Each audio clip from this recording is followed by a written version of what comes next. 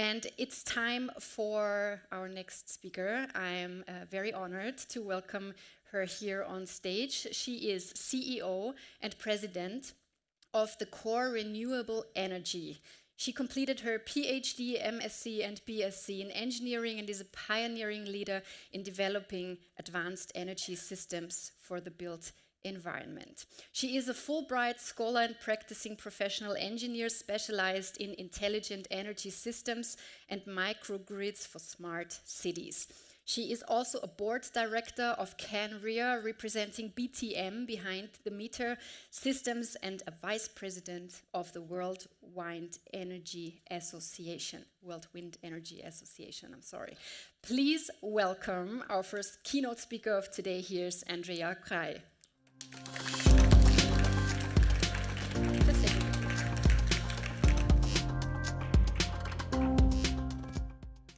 Good morning. I'm so honored to be here today in the city that has been crowned the world's most livable city last year.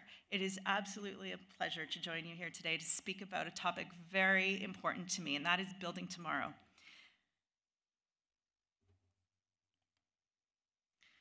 Energy is everywhere, and the paradigm to our relationship with energy is shifting. Pollution of our environment is no longer acceptable. Transporting fuel through vulnerable communities is no longer acceptable. Monopolies and centralization are becoming ideas, concepts of the past as we move towards unlocking our future energy potential. After all, as Albert Einstein said, we can't solve problems by using the same kind of thinking we had when we created them. And that's why I say, the way we inhabit the cities of tomorrow cannot be created by the ways of today. We need to leapfrog business. We need to think outside the box. We need to get comfortable with disruption, with a new form of inclusion, with innovation, and with a blue ocean strategy. We see the energy landscape is changing before our eyes. There's a massive drop in the costs of renewable energy technology, particularly in solar and wind, resulting in unprecedented adoption of renewables, while we see an ever-increasing demand for energy. Yet, there exists a frustration among us with ever-increasing prices for our energy. We are seeing the rise of the prosumer, a consumer who no longer just consumes power, but sells it in excess, sometimes as a pure business case, and sometimes out of convenience due to progressive energy policies that enable this to occur. And we also see the rise of corporate PPAs, which now enable businesses to directly purchase distributed power. But we're encountering more frequent and devastating natural disasters. The status quo is no longer acceptable. People demand this, and there's no more time, even in our remote communities or where I live in Canada, when we have ice storms. In 2015, we had 1.3 billion people without access to electricity. That was 20% of our population. And when we think about remote communities, that number jumped to 90%. Just last year, that number had dropped to 733 million people. Despite improvements, it's still not enough. And I believe we cannot continue to solve the problems of energy resiliency by using conventional methods.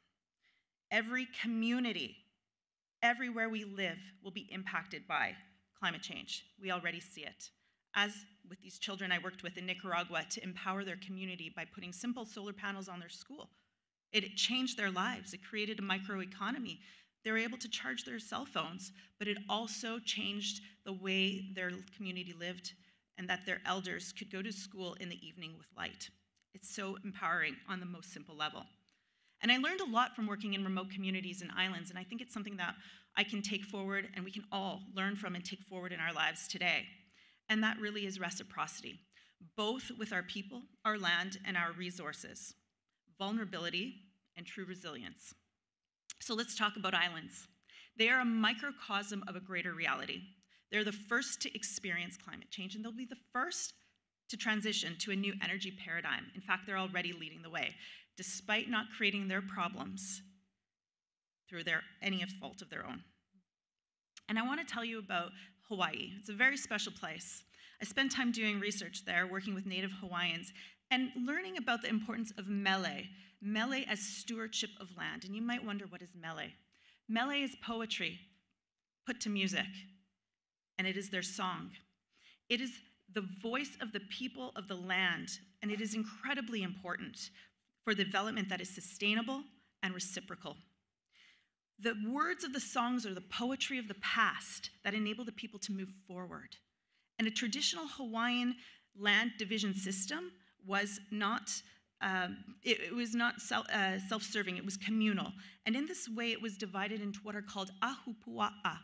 These are the sections of the land that provided everything that the community needed, from the sky to the sea. It provided fresh water, all the food they needed, and agricultural land in between. And it was divided so that it was different portions depending on the amount of people that lived on that land. And that's why it is a metaphor for contemporary efforts to achieve sustainability in Hawaii today. And energy security is the biggest threat that we face as humanity. The high costs of electricity, our unreliable systems, threaten quality of life, and populations that remain vulnerable are something that we are currently living with. And as long as your fuel is imported, will remain under the control of foreign interests. Whereas energy sovereignty is a way to use the land in a way with ownership of indigenous natural resources that are local to a population. Energy sovereignty involves designing systems that are based on what the land indicates is possible. And in the spirit of reciprocity, what we take from the land, we must replace, we must respect, enabling regeneration and thereby renewing ourselves. Because after all, what we do to the earth, we do to ourselves. Agency of natural resources is an important part of this. It is the respect of the resources. It is their freedom and choice. The freedom of the wind to blow where it blows, the freedom of the river to go where it goes, just as the canals carved by the agency of running water behave. And energy resilience is born from the inherent complementarity and respect of resources that work together. A combination of variable resources, when combined, have greater impact as a whole than if they ever could alone. Take, for instance, wind, solar, storage. Any one of these alone could not provide the energy needs of a high demand area, but when combined, prove they can. We need to build resilience in application with the right combination of resources, the right locations, with the proper amount of storage to move to a more autonomous system. And when we look at these regions, whether remote communities or islands, they reflect what we already have in our cities, which could be treated as localized islands. We have high load concentrations. We have demand for quality of life, standards of life, but yet there's untapped potential. And we need to start using circular economy principles to design and build future cities every step along the way. But we must remember they are as unique as our fingerprints. Each location will have resources that are different from one another, and they will have unique needs for where we need to supply our power, whether that be to water desalination or schools and hospitals. And of course, there will be different policies and laws and pricing structures. And a smart city is a digital ecosystem within a city that enhances livability, workability, and sustainability. Smart cities are zones within a territory where technology and connectivity play a central part of the infrastructure. The backbone of a smart city is its energy infrastructure. And if you think about your backbone right now, it's connected in your whole body. That's exactly how it works in a smart city. Smart cities are more than a trend. They're the wave of the future, a world where urban becomes more urbanized. 60% of our population is expected to live in cities by 2050. And with the growing technology spending, as we've already seen, we're going to be pushing $165 billion by 2028 in just smart cities alone.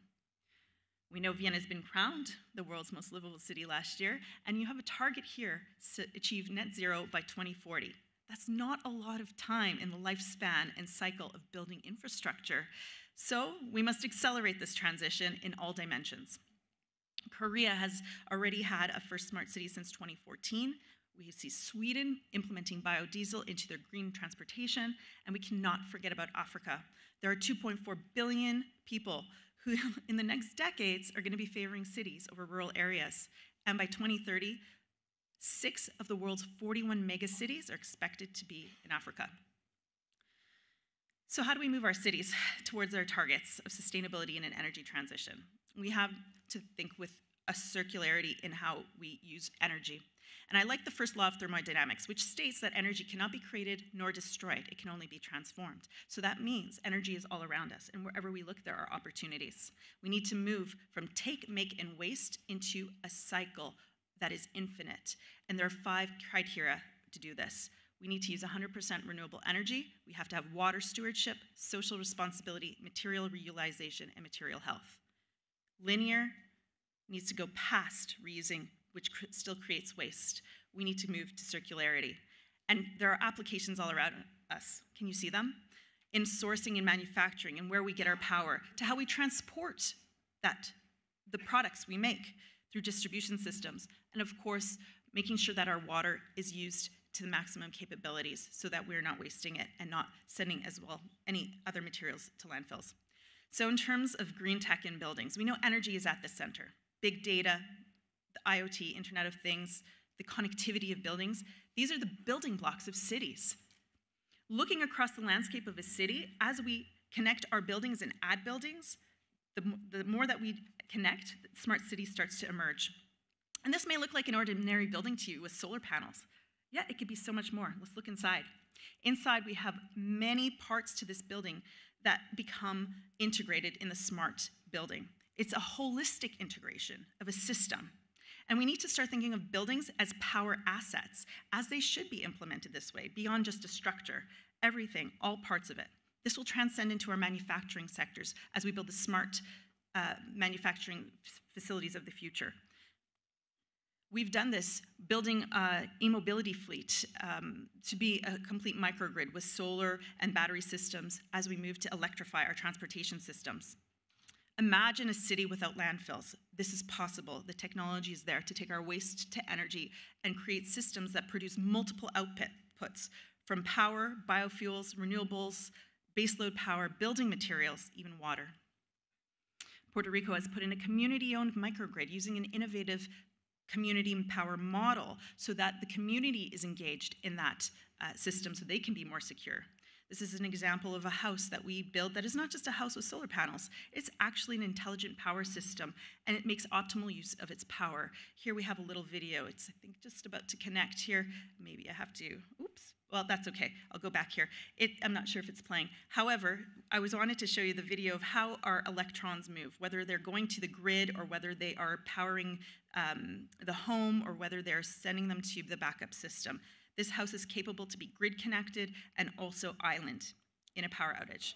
But it's also important to manage the demand side of our power, to be efficient. And so we have systems right down to monitoring the energy into your coffees, meaning your coffee pot or whatever you make with your coffee.